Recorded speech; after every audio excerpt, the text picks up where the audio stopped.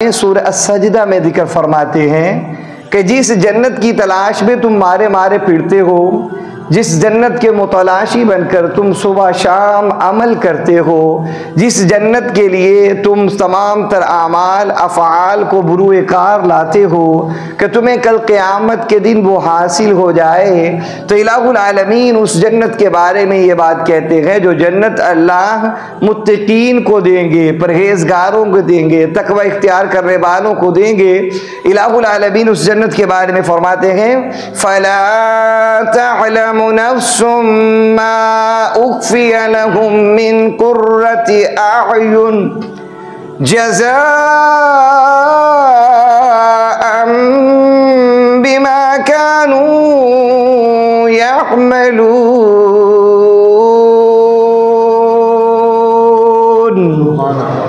रब्बुल आलमीन कलामुल्लाह में जिक्र फरमाते हैं, सूरत का नाम सूरह सजदा है, 21वां पारा है, आयत नंबर 17 के। नबी मुहतरम सल्लल्लाहु अलैहि वसल्लम की बारगाह में सवाल करने वाले सवाल करते हैं कि अल्लाह के हबीब अलैहिस्सलाम उस जन्नत के बारे में बताइए जिस जन्नत के बारे में रब्बुल आलमीन कह रहे हैं तकवा इख्तियार करने वाले जन्नत में दाखिल कर दिए जाएंगे। रब्बुल आलमीन फरमाते हैं नेकी का अमल करने वाले जन्नत में डाले जाएंगे। रब्बुल आलमीन कह रहे हैं इन्फाक फी सबीलिल्लाह करने वाले जन्नत में जाएंगे। अल्लाह ने कहा है कि जो खुशी की हालत में देते हैं वो भी जन्नत में जाएंगे, जो तकलीफ में देंगे वो भी जन्नत में जाएंगे, जो अपने गुस्सों को दबाते हैं वो जन्नत में जाएंगे, जो दूसरों को माफ करते हैं वो जन्नत में जाएंगे, जो सिला रहमी करते हैं वो जन्नत में जाएंगे, जो माँ बाप की खिदमत करते हैं वो जन्नत में जाएंगे, जो बड़ों का अदब व एहतराम करते हैं, छोटों पर शफकत करते हैं, उलमाए किराम की ताज़ीम और तकरीम करते हैं, मस्जिदों में आते हैं, नमाजें पढ़ते हैं, इबादत करते हैं, नेकी और खैर के काम करते हैं।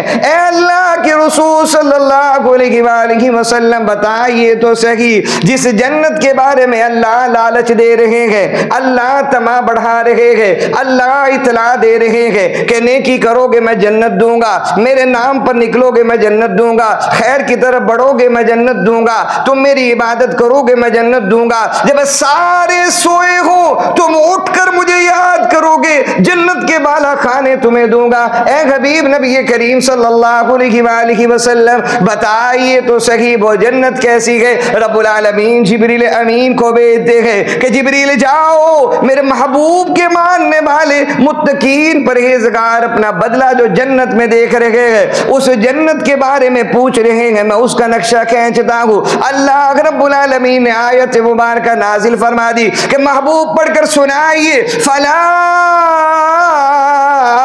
तअलमु नफ्सुम मा उख्फिया लहुम मिन कुर्रति अयुन कि किसी आंख में ये सकत ही नहीं, कोई ताकत ही नहीं रखती कि वो जन्नत की नेमतों का नजारा कर सके।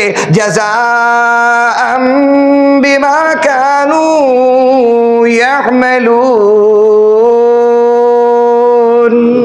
कि ये जन्नत तो मैंने अमल करने वालों का बदला बनाया हुआ है। तुम दुनिया में देखना चाहते हो, इसका इदराक ही नहीं कर सकते, देख ही नहीं सकते। अल्लाह अकबर कबीरा।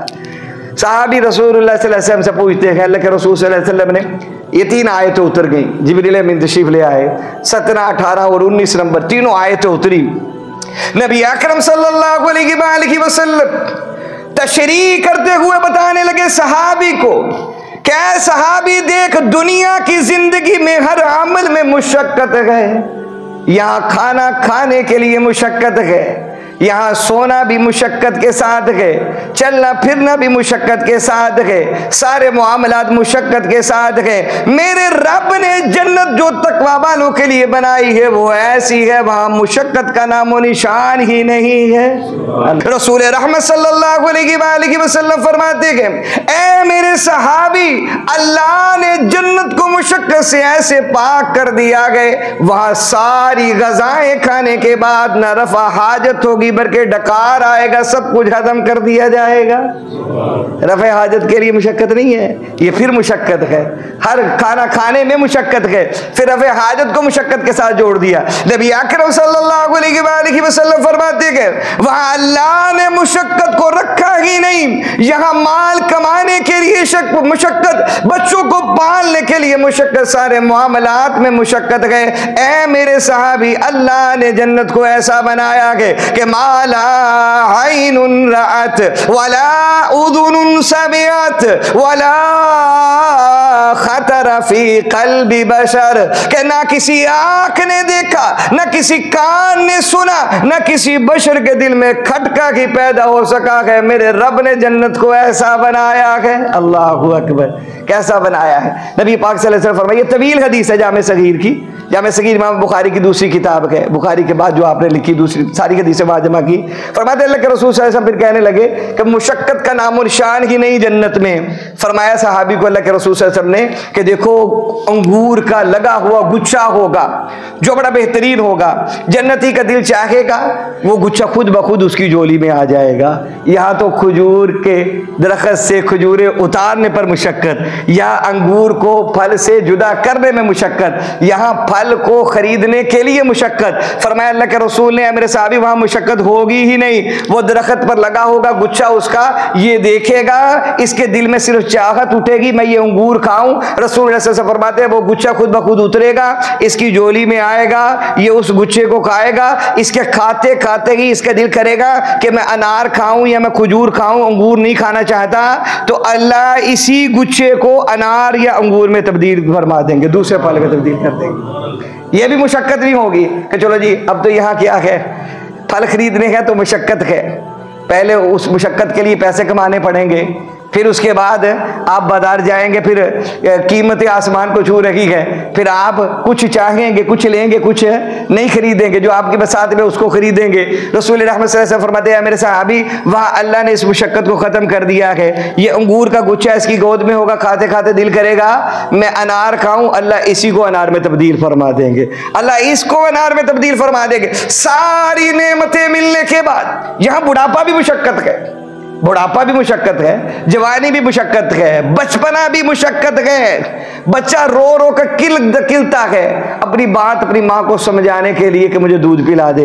बचपन से लेकर बुढ़ापे तक मुशक्कत मुशक्कत मुशक्कत उठाई जा रही है। रसूल रहमत सल्लल्लाहु अलैहि वसल्लम फरमाते हैं मेरे सहाबी, अल्लाह ने जन्नत तकवा वालों के लिए बनाई है, उस जन्नत में मुशक्कत का नामो निशान ही नहीं रखा अल्लाह ने।